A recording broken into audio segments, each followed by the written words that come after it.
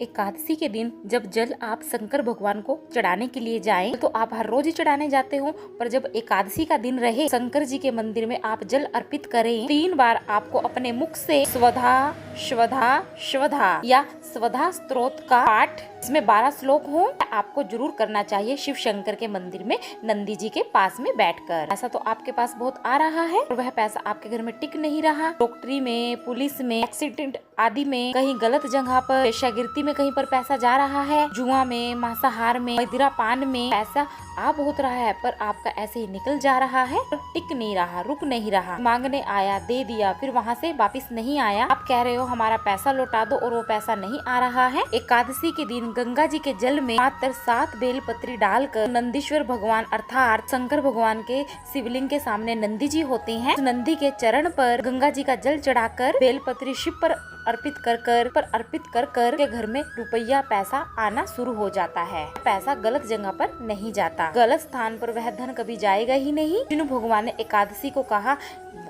तुझे क्या चाहिए? एकादशी ने कहा, हे नाथ प्रभु वर दे दो, मृत्यु लोक में जो मनुष्य मेरा व्रत करेगा है, जल थर चल वायु या संसारिक मनुष्य मेरा एकादशी का जो व्यक्ति व्रत करेगा प्रभु, उसके यहाँ धन धान वैभव सुख संपदा बढ़ेगी, उस जीव आत्मा को नरक नहीं भोगना पड़ेगा, सीधा वैकुंठ को उसको वास मिलेगा। जब जीव आत्मा को लेकर चला जाए, यम के दूत जब बंदी बनाकर चले जाएंगे, आत्मा को जिसके प्राण छूटे होंगे, यम के दूत जब बंदी बनाकर चलेंगे, मुझे वर दो, इसका हाथ पकड़कर तरणीय नदी से बाहर निकाल दूं, सारे नरकों से उस व्यक्ति को मैं बाहर निकाल दूं, आपके धाम में लेकर आऊं। भगवान ने वर दे दिया था। अस्तु एकादशी सुनो, मृत्यु लोक का मनुष्य का त्याग कर कर, क्योंकि अन्न में एकादशी के दिन पाप पुरुष रहता है, अन्न का त्याग कर कर एकादशी के दिन जो मनुष्य हमारा व्रत धारण करेगा, एकादशी के व्रत को करेगा, उस व्रत को धारण करेगा, उसकी सभी मनोकामना जल्द से जल्द पूर्ण होंगी होकर और वह मेरे ही धाम को जाएगा अंत में। ये तो हुई एकादशी के जन्म की कथा। एकादशी के दिन गंगा जी के जल में मात्र 7 बेल पत्र डालकर नंदी जी के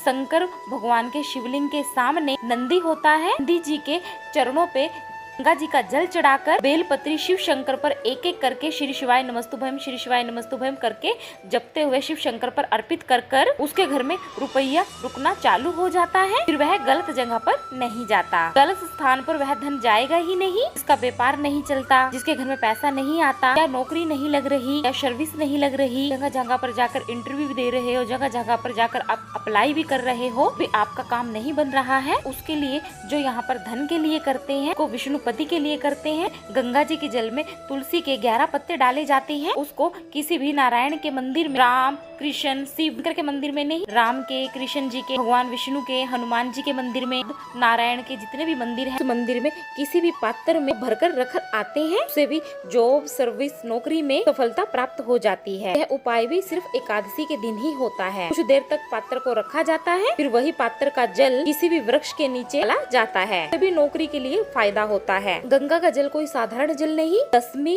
एकादशी और द्वादशी, इन 3 तिथियों को एक रोटी में थोड़ा सा मीठा रखकर सोमक पितर का नाम लेकर यदि गाय को खिला दिया जाता है, यदि कोई पूर्वज प्रेत योनि में भी पड़ा हो, रख रहा होता है, को पिंड नहीं मिला हो,